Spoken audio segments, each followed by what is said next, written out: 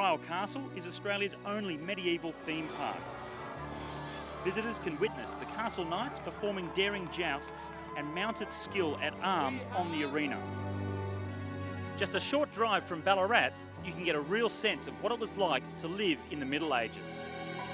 And the castle itself is the backdrop to the final stage of the tour of the Goldfields. It's over 83 kilometres, 3 laps of a 25-kilometre circuit. Then they lead that circuit, come past the castle, and then climb up to the finish at the top of Mount Warren Heap, right behind the castle itself. It really is a fitting finale, the hilltop finish, for the Subaru National Road Series for 2015.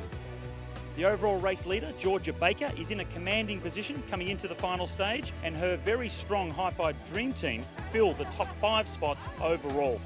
Yeah, the wind's picking up today, so it'll be play for interesting things to happen today. And the last 5k or 10k of the road race is quite hard with a few climbs, a few pinchy climbs, and then also to finish with a 2-kilometre climb.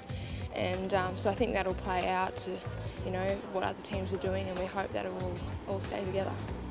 My main goal is for me to keep the NRS jersey, so we've worked out how we've got to do that.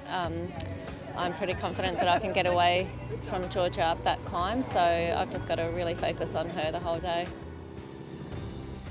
After a couple of neutral kilometres, the race got underway through the town of Dunstan, and the windy conditions were certainly making the riders nervous. In the crosswinds and stuff, we didn't want to be in the gutter, so we wanted to be at the front of it all. The first real attack of the day came from Holden Women's Racing's Louisa Lobigs, and she quickly got out to a 45-second lead over the main field. She picked up the first sprint, and back in the main field, they were led across by Jess Mundy and Joanne Hogan. There were a flurry of attacks back in the main field, but nothing could really stick. Lobigs was brought back into the fold, and by the time they got to the second intermediate sprint at 39 kilometres, it was Jess Mundy taking it out ahead of Loretta Hansen and Georgia Baker. They definitely, all the peloton were really aggressive today, and our girls worked so hard to bring it back. They were trying to be really dominant, although they were shutting a lot of stuff down. It almost played into our hands a little bit more because it meant they were on the defensive every time we went. And then they were trying to organise themselves to get a chase, but normally only 1 or 2 of them was on the front, and we were just letting them chase it down. So our plan really was just to wear it down. The tactics of Team Holden were made clear, and the next rider to go was Sophie Williamson. She quickly stretched her lead out to 1 minute and 3 seconds over the field. When I went, I was kind of just trying to hold that gap because I knew that I couldn't sit out there by myself, so I was thank God when Joe came across to me. Williamson was struggling alone into the head and crosswinds for around 15 kilometres before Joanne Hogan came across. She was really strong when she came across, and I tried to help her where I could, but I think I was slowing her down every time I came to the front, so my lights went out with 15k to go, and I was eating and drinking as much as I could, but I couldn't do anything about it. As they were approaching the climb to the finish, Joanne Hogan went solo, Sophie Williamson went back to the main field, and the chase was on in earnest. As Hogan turned onto the final hill, she only had a small lead over the main field, and when the peloton turned onto the climb, it was Ruth Corset attacking right from the start. Kate drove it into the climb as we had planned, and I attacked as hard as I could from the bottom. I kept going and looked back, and Georgia and Ainsley were on my wheel, so I kept getting out of the seat to try and get rid of them, but they just stuck to my wheel. We turned the corner into the last hill, and I just held on to Ruth and Georgia and then attacked.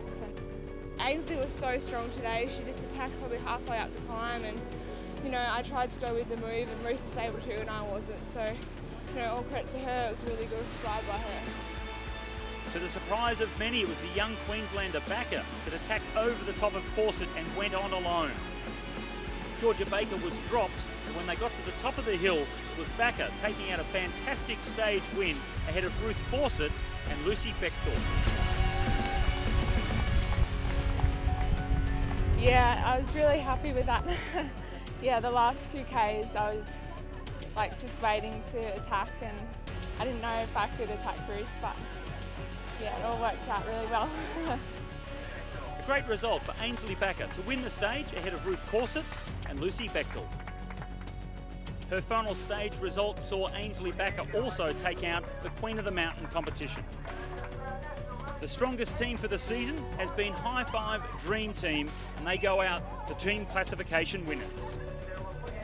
Her consistent riding over the weekend saw Georgia Baker take out the sprints competition and also hold on to the overall victory of the Tour of the Goldfields, winning 23 seconds ahead of her teammate Rebecca Wysack, and Ruth Corset climbed up to third, 36 seconds further back. Ruth Corset's performance was good enough to hold on and win the overall Subaru National Road Series for 2015. She finished 7 points ahead of Georgia Baker, and Tessa Fabry finished in third. Just so relieved and so happy that I've won the series, and I wouldn't have been able to do it without my teammates today.